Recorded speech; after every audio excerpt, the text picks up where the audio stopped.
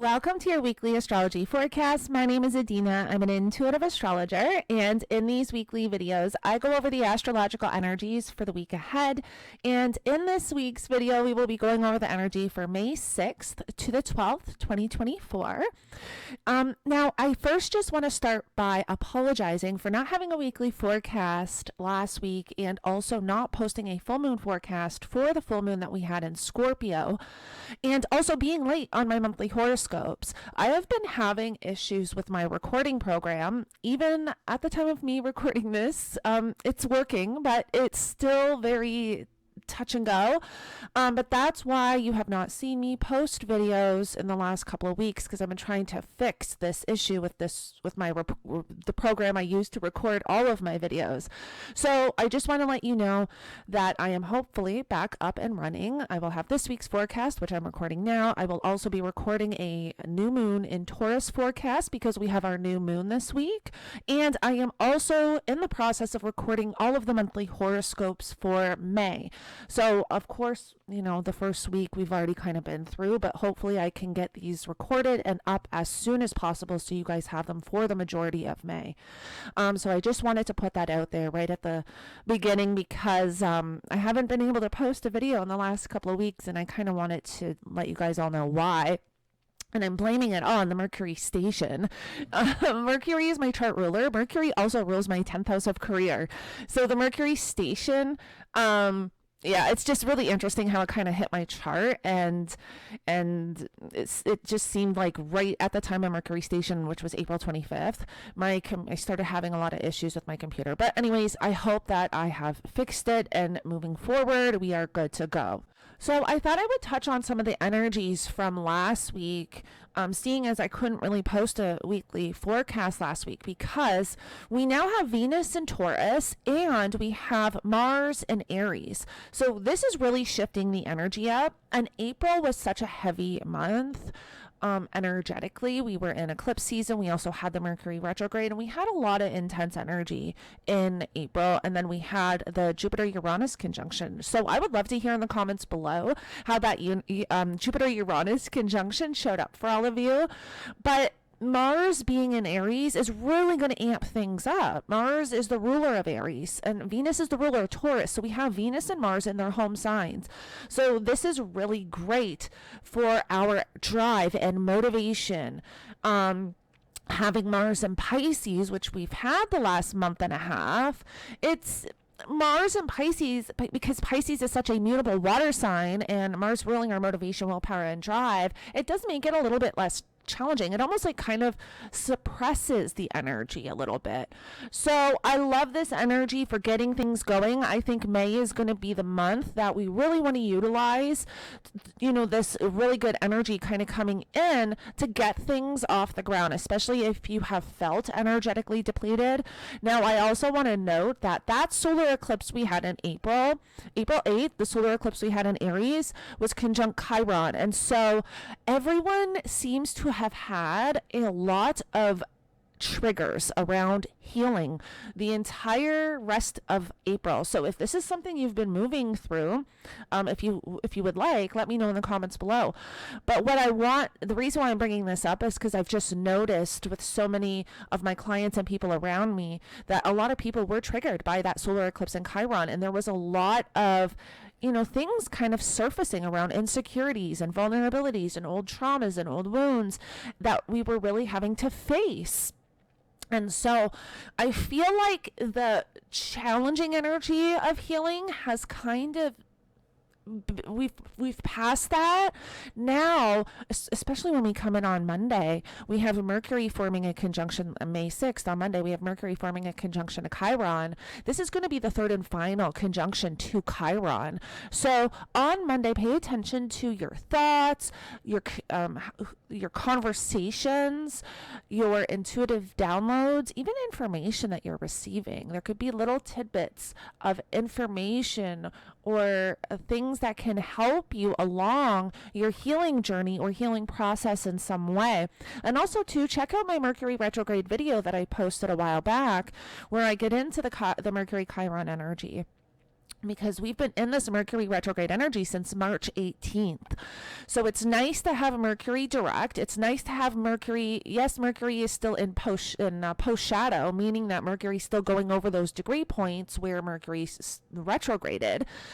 So things are starting to clear up. Things are starting to make sense. That we're starting to gain clarity and a better understanding from all that, all of the events and the major themes and topics that showed up for all of us during the Mercury retrograde. So I love that.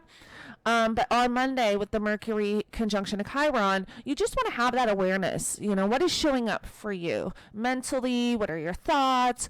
How is your intuition, kind of speaking to you, and the conversations you're having? Sometimes you can even be listening to music or having a conversation, or you hear somebody say something and something stands out. This could be like one of those times with this Mercury conjunction to Chiron where something stands out. That can help you with the healing process or whatever you've kind of been moving through with this whole Mercury retrograde saga and that solar eclipse conjunct Chiron. Now, last week, we also had Pluto station retrograde. And for the last part of the week on the 3rd and the 4th, so Friday and Saturday, we had Mars forming a sextile to Pluto retrograde. So this is really interesting energy because when we had the Mars Pluto conjunction back in February. If you remember, February was really big for the Pluto and Aquarius energy because we had all of the personal planets enter Aquarius and form a conjunction to Pluto. So now we're having all of those personal planets connect to Pluto through in different aspects by transit. And when we have planets come together in a conjunction, it's almost like a new moon. So there's something seeded at the time of the conjunction, or there's something set at the time of the conjunction. And then as the planets transit around and connect to them through different aspects, there's like milestones to whatever was seeded at the time of the conjunction. So if you think back to around February 13th and 14th is when we had that Mars-Pluto conjunction, what was starting for you? What were you moving through? What were you navigating? This can give you an idea of the opportunities coming in now for whatever was seeded at the time of that conjunction, because we had that Mars sextile to Pluto on the 3rd and the 4th. So I know we've already passed these days, but I still just wanted to throw those little tidbits of information out because I wasn't able to post a weekly forecast last week. And to be honest, there's not too much going on the first half of May. It's once we get to the second half of May, we have all the major energies kind of coming in. We're going to have Jupiter entering Gemini. We're going to have Jupiter and Venus coming together, both benefic planets forming a conjunction once we get later on in May. So I feel like the first 2 weeks of May, it's like a settling in because we had so much intense energy in April that now the waters are starting to clear. It's like having a huge storm. Like I even just got the visual of a huge storm with like rapid waves, like, these drastic waves. And now everything is starting to settle. And that's where I feel like we're at now. And then the next storm that comes in is not going to be as intense. It's almost like the transformational energies coming in, if that makes sense. And I'm trying to verbalize what I'm feeling and seeing intuitively. So now I just want to touch on the Pluto retrograde energy for a minute, because I have noticed since Pluto entered Aquarius back in January, there's been a lot coming out around AI, almost like a lot of exposure around AI and what can be created with AI. That's quite freaky. And I don't know if you all, know what I'm talking about, but there is a lot of scary stuff that can be created with this technology.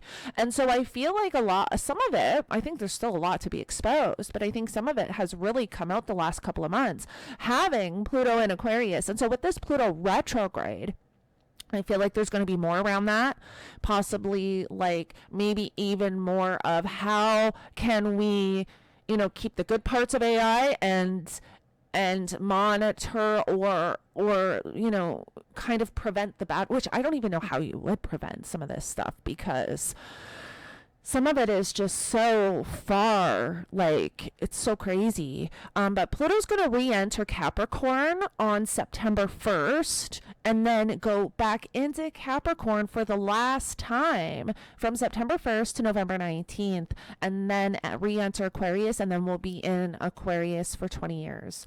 So I did just want to note that in. Now, in our own personal lives, this Pluto retrograde may not show up as intensely, only when we're having kind of aspects or like transits to Pluto, like that Mars sextile, which I already kind of went over. That's where we can feel this like on a more individual level, but I just feel like generally with this Pluto retrograde, we're really going to see this collectively. We want to remember that Aquarius rules the people, large groups of people, protests. So I think we're going to see a lot more around that, which we have, right? I feel like I've been talking about that for so long, just protests and large groups of people coming together, because there is so much energy around that, and we are seeing, more of that. So I don't think that's going to kind of end anytime soon. But once we get to the end of May, we are going to have Jupiter and Gemini forming a trine to Pluto. And I wanted to touch on this energy for a little bit, and I'm going over this in the monthly horoscopes. But we had the Jupiter-Pluto conjunction, and remember how I mentioned earlier in this forecast, when we have planets coming together, it's almost like a new moon. There's something seated with that energy of those planets coming together and forming that conjunction. So when the planets connect, through aspects and transit, there's more to that story coming out. And Jupiter and Pluto formed a conjunction in the beginning of 2020. And so collectively, what was going on in 2020? So I definitely think we are going to see a lot around that coming out, especially as we reach the end of May. Now in your own individual life, what were you moving through the beginning of 2020? This is a trine. So this is a positive, easy flowing energy. It's not a challenge. There's not tension. This is something very beautifully transforming with whatever was seeded and created and started at the time of that Jupiter-Pluto conjunction. So I do love this, and I'm going over this in the monthly horoscopes. So make sure you check out the monthly horoscopes once I have them uploaded, which will be ASAP because I'm working on them. Now, we are also going to have the Sun forming a conjunction to Uranus on the 13th. So not this week, but next week. But I'm bringing it up because we're going to feel the energies intense throughout this week as the Sun moves closer to Uranus. And this is really great for energy work. The Sun is literally our life force energy and consciousness, and Uranus is the electrical systems in our body, and Uranus is also known as the Great Awakener.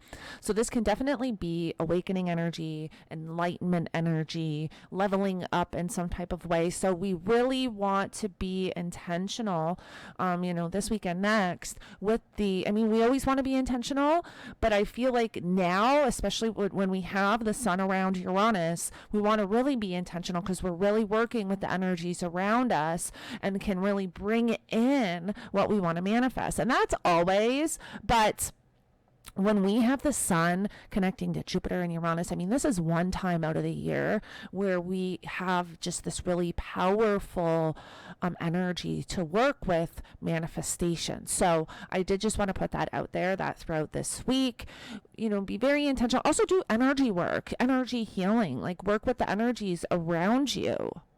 And I also just want to mention, because before I kind of was going to end that little convo, this can also be anxiety. So as we also have the Sun moving closer to Uranus, we can feel more anxious because, again, Uranus rules the electrical systems in our body. This is going to be more so when we have the Mercury-Uranus conjunction. This is where I find the Mercury-Uranus conjunction is not going to be to the very end of the month. Like, I think it's May 31st where Mercury connects to Uranus. But because Mercury rules our mind, thoughts, when we have that conjunction, there's, it's hard to slow the mind down and all of that, but we don't have to worry about that till the end of the month.